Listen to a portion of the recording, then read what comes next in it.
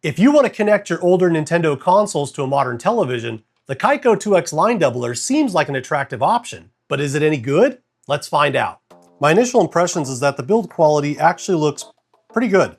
I like that the adapter is separated by a short length of cable. That way it doesn't put unnecessary strain on the port. Here we have a micro USB port. This is for controlling the device from a computer and also for upgrading the firmware. This button allows you to switch between the 6 modes, and of course, we have the HDMI port out to the TV. The great thing about this adapter is it doesn't require any external power, so hooking it up really couldn't be any simpler. Plug it into the multi-out port on your console and plug the Kaico into HDMI. The Kaico has 6 different video modes, which are all controlled by this button next to the HDMI port. It allows you to control things like whether the signal comes from S-video or composite, or whether it has smoothing filters applied or not. It also allows you to configure whether it uses pass-through, which doesn't force a 4:3 signal.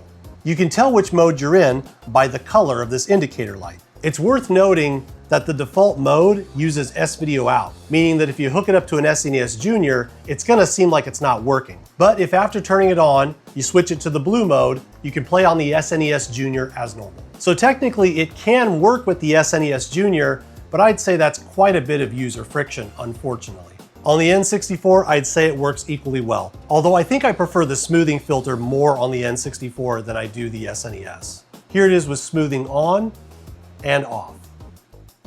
The GameCube also works perfectly with this adapter. Although I would say if you have the digital AV out port, there are certainly some better options, like say a RetroBit Prism for instance, where you'll get much better video quality because it can use the higher quality 480p signal.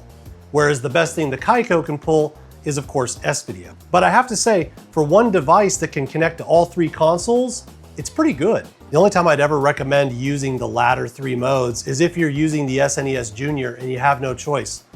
The S-video mode looks significantly better. For the most part, I'd say kind of the best general setting is the default one. The next thing we have to talk about is lag.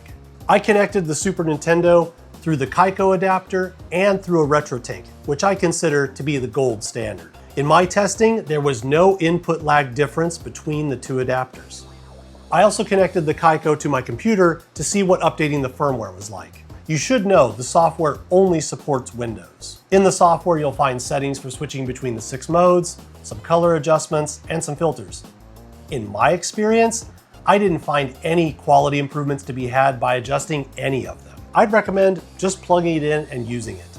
If you want an easy way to connect Nintendo consoles that have an AV multi-out, this is a great option. Its greatest strength, which is the fact that it has an AV multi-out port, is also its greatest weakness. Because while it's very easy to connect this to one of those 3 consoles, you can't use it for anything else. A RetroTINK, by contrast, is more cumbersome to connect, but you can use it with basically anything, which is what I think this decision comes down to. I'm pretty sure I could just give this to my 6-year-old and she'd be able to figure out how to hook it up correctly. It's also worth noting that I was not given a review unit. I paid for this with my own money. The Kaico adapter is all about simplicity.